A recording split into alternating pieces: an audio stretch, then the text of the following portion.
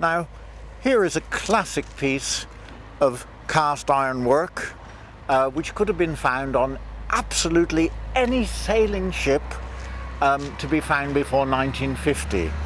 It is the most important piece of machinery on the whole ship, and it was used to raise the sails, rather like this. One would take, in this case it's an anchor rope, put it around the drum so, grab hold of the handle in this manner and crank the handle and lift the anchor, which would have weighed in this case probably at least 5 tons.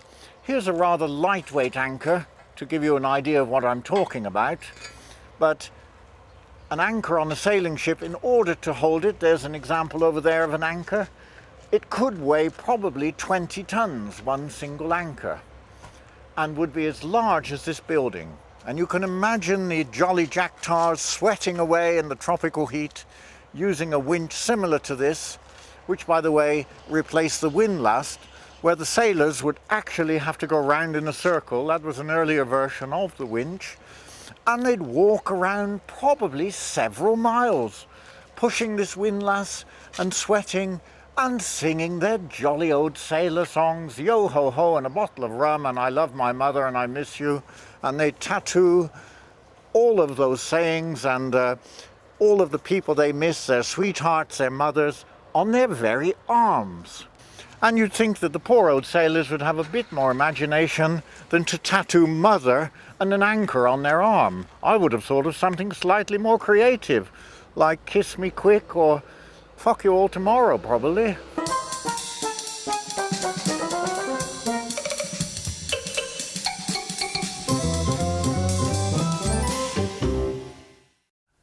And whilst wandering around the town of Ystad, which, by the way, is a Hanseatic town belonging to the Hanseatic League, that is to say the Habsburgs' economic empire, which centred mainly on the Baltic, one would come across a house rather like this. Now, looking closely at this, I can see that it's of a Saxon construction which came from the River Oder in the Dark Ages, as they're called in England, which is roughly 830 AD. So you see the typical wooden construction infilled, in this case, with a slightly superior filling, not horse shit and horse hair, but actually bricks. And one may think, wandering around such a beautiful town as this, what an absolutely wonderful and original building. But I'm afraid to disappoint you, that may not actually be true, because on looking at a small brass plaque over there, I see that this building was actually brought here in 1922 and transported here. And of course they didn't have particularly large lorries in those days, so it must have been dismantled and put back together again. So despite the wonderful form of the building, we can pretty well safely say that the materials in it are actually quite modern. So it's more in spirit, and I would say it had much more to do with Disney than Ystad.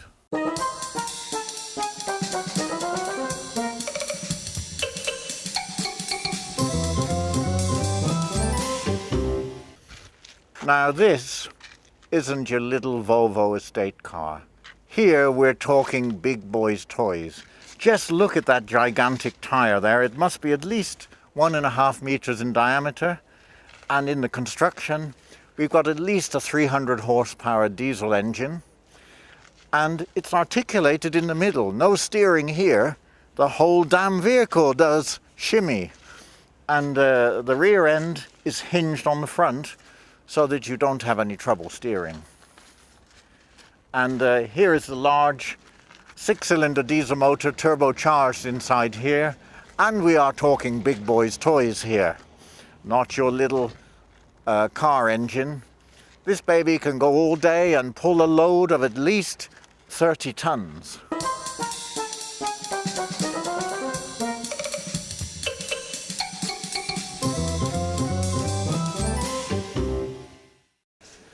Och här är vi i den Habsburgstad av...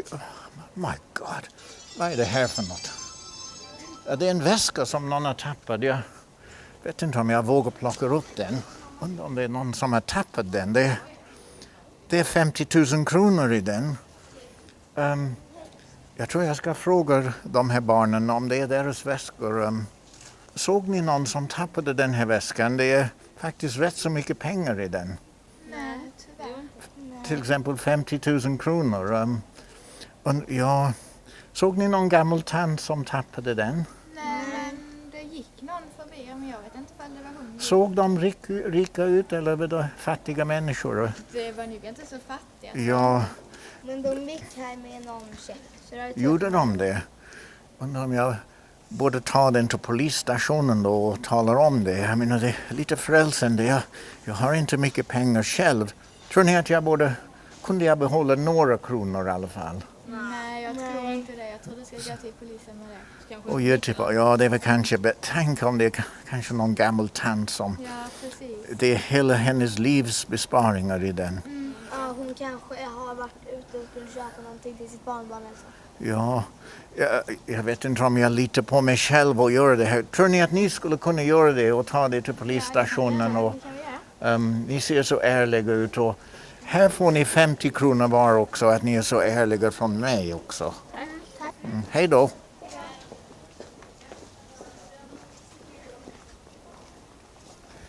Anything is possible in this town.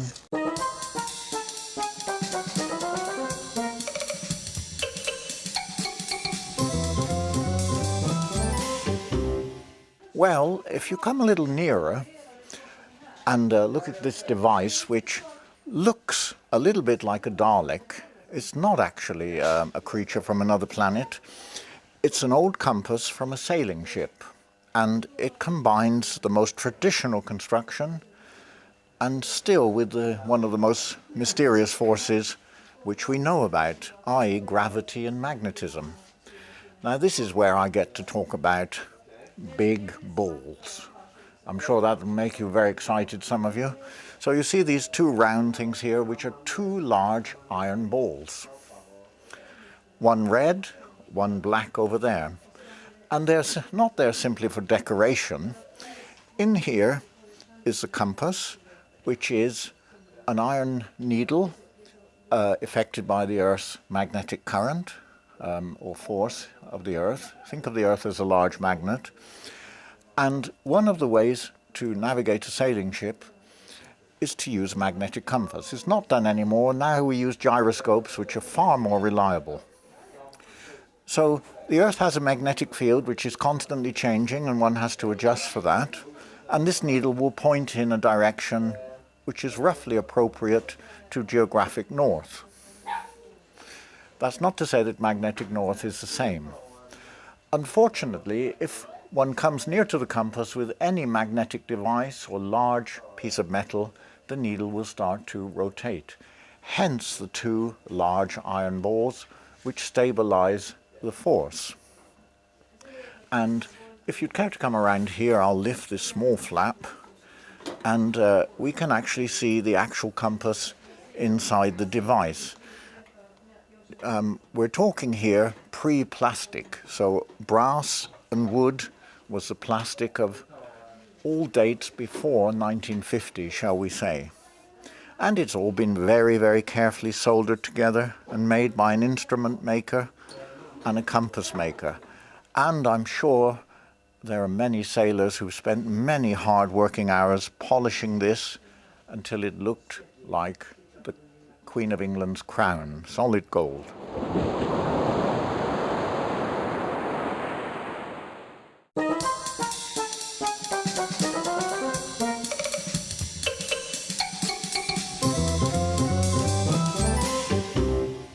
I'm now walking through the small Hanseatic town of Ystad, and of course this is actually a very important town. These days it looks like a rather small, sleepy Swedish town, and most English people associate Sweden with neutral politics and very calm, law-abiding people.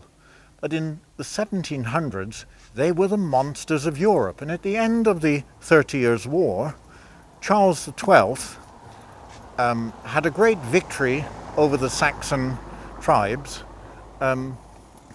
We must remember that Europe at that time consisted of small kingdoms, hardly bigger than the usual landscapes these days. Anyway, Sweden came down into Europe and pretty well finished off the 30 Years' War. And Karl XII in 1720 returned victoriously to Sweden, and this is the absolute street that he walked on. Imagine Karl XII walking on these very cobblestones past these actual houses. It's very, very exciting. Of course, we have to revise our idea of the size of these battles. If you think that the entire population of Stockholm was probably only 100,000 people, I can imagine that Charles XII probably only had about 2,000 men, and most of those would have been wounded and lost. So he walked on this very street, officers riding horses, of course, and pikemen walking behind in a form of discipline, and their boots, or probably their bare feet in this case, actually walked on these very cobblestones.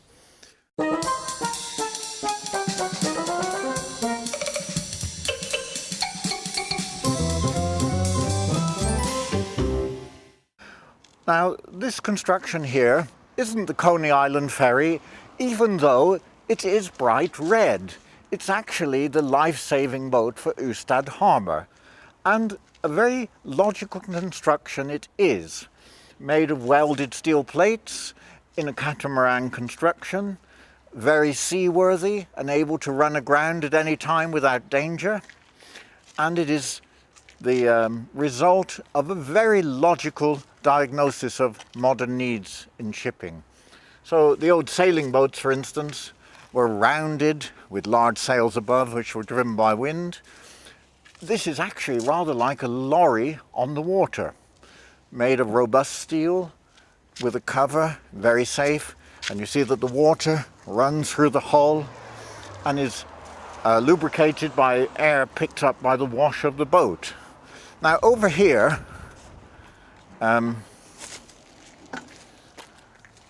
now this isn't a large hair curler thrown away by a transvestite captain. It is actually a filter used to filter water coming into the inlets of the large diesel engine which is inside this boat. And we are talking large here. Not your tiny 5 horsepower outboard motor. No, no, no. This is toys for the big boys. In this boat is a 500 horsepower, 2-stroke, 16-cylinder diesel. And it can drive this little baby along at a good 16 knots. So on a stormy day, no problem here raising your sails. Press the little button and you shoot away with more power than President Bush.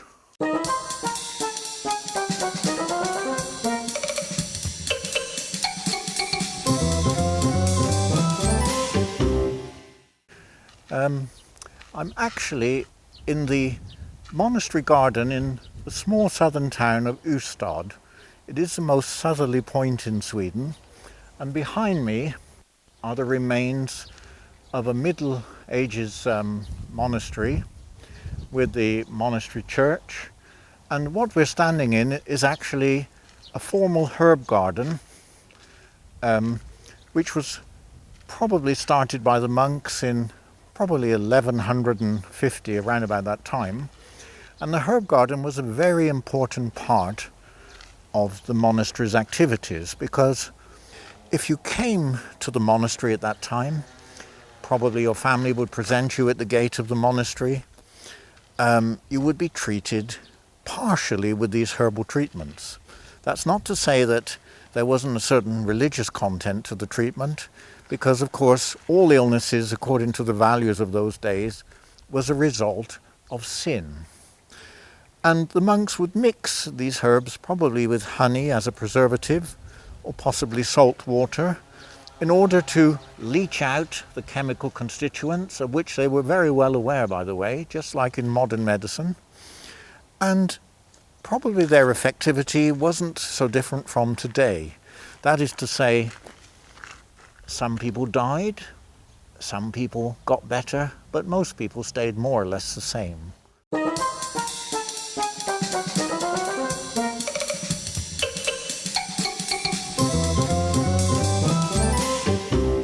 Now, on my left, in this rather traditional town of Ystad, which, let's face it, for 500 years has been near the border with Denmark, and as they say, when you're near the border, people start to get funny.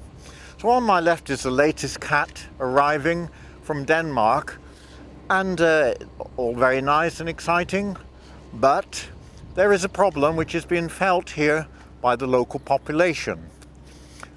And we're talking illegal immigration here. Unfortunately, there's absolutely no way whatsoever that the Swedish authorities can control the immigrants coming in. They do their best, bless them, but they are a small country and there are a lot of people in Eastern Europe. And they are desperate for work and money. And this has caused some friction among the local population.